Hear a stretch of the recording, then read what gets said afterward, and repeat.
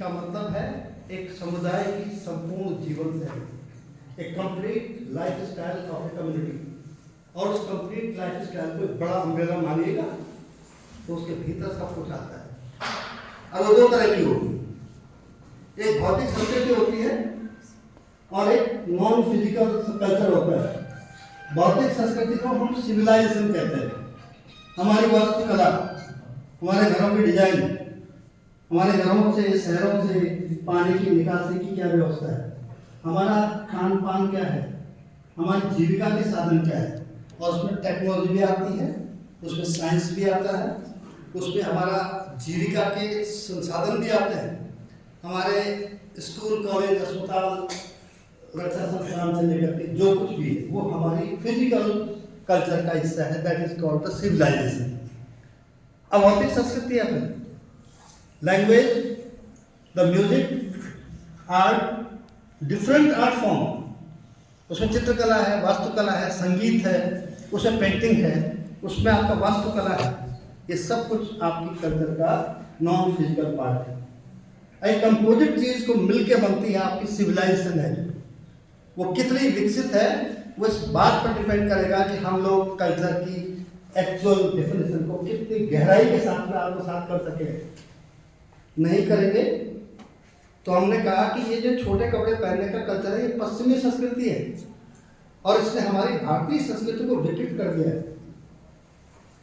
इस तरह के दावे, इस तरह की सामाजिक जो मेक अंडरस्टैंडिंग, जिसे कहते हैं कि बहुत सतही समझ लेकर के हम अपनी पूरी सोसाइटी को संस्कृति, सभ्यता, कम्युनिटी, सोसाइटी के नाम पर भ्रमित करते हैं। और उसमें हमारे शिक्षकों की भी बहुत बड़ी भूमिका है, क्योंकि हमारा अध्ययन तो होता ही नहीं, पढ़ने की संस्कृति तो है नहीं, बहुत कम है। अगर हम पूछे अभी कि हाल का कोई उपन्यास है जिसको ज्ञानपीठ पुरस्कार मिला है, कोई कविता संग्रह है, अमृता प्रीतम से लेकर के आजादी के साथ द्विवेदी में हमारे कितने शिक्षकों ने किस किस को पढ़ा है, ज्ञानपीठ पुरस्कार प्राप्त, चाहे वो नोबेल पुरस्कार प्राप्त है, दुनिया भर के लेखक हैं, क्या पढ़ा है? मैं आपको लिख के देता हूँ। 20% पीपल विल रिस्पॉन्ड कि हाँ मैंने हाल के दिनों में ये किताब पढ़ी। इसके माने ये है कि संस्कृति का सबसे बुनियादी जो एलिमेंट है पढ़ना, लिखना और उस पर चर्चा करना, हम उससे कोसों दूर। जो दूर है तो हमारी समझ का जो दायरा है वो पान की टेकरी पे और चाय की टपरी पे बहस करने वाले लोगों के जैसा है। तो टीचर्स तब तक लीडर नहीं बन सकते जब तक उनकी अपनी अंडरस्टैंडिंग सोसाइटी के बारे में, कल्चर के बारे में, सिविलाइजेशन के बारे में, पॉलिटिकल कन्फ्लिक्ट के बारे में, समाज में व्याप्त जो जिसे कहते हैं कि गैर इंसानी, अमानवीय जो चीज़ें हैं उनके बारे में अगर हमारी समझ स्पष्ट नहीं होती है तो we can not claim ourselves to be the leader of the society. हम समाज का नेतृत्वकारी समूह बनने का दावा नहीं कर सकते हैं। हम वही लेमैन हैं जो वो पान की टपरी या चाय की उस पर बात कर रहे हैं। और यही एक चीज़ है जो आदमी के कल्चरल जो कॉन्शसनेस है, सांस्कृतिक चेतना के स्तर को लगातार उठाती है। वह है समाज के प्रति संवेदनशीलता, भीतर सामाजिक विभेद के प्रति एक विद्रोह, असमानता के खिलाफ एक साजिश समझ।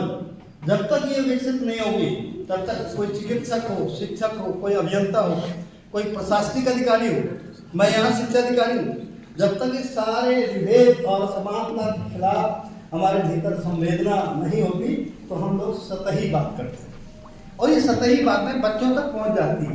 दे are the just evaluator of a teacher. मैं कर पाऊँ या न कर पाऊँ, क्लास में बैठा हुआ एक बच्चा अपने शिक्षक की हर भंगिमा को जानता है। उसे मालूम है कि इसमें स्नेह है कि दुराव है, समता है या विभेद है। तो ये तो संस्कृति की बात है।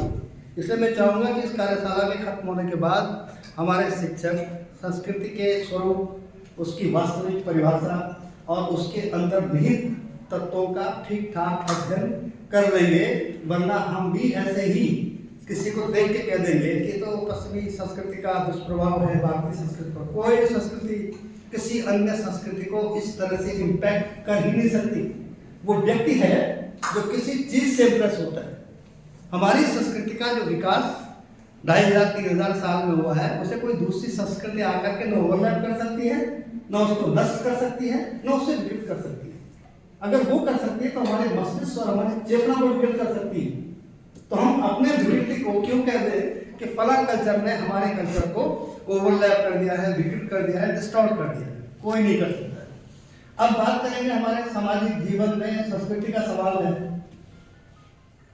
शादी ब्याह के जो उपक्रम है उन सबको लेकर के परिवारों की संस्था के बारे में, कम्युनिटी के बारे में, गांवों के बारे में, खेती बाड़ी, उद्योग, उद्यम और जीविका के बारे में सारी की सारी हमारी जो सोच है उसका दायरा है, उसका सबसे बड़ा अम्ब्रेला द ह्यूमन कल्चर है।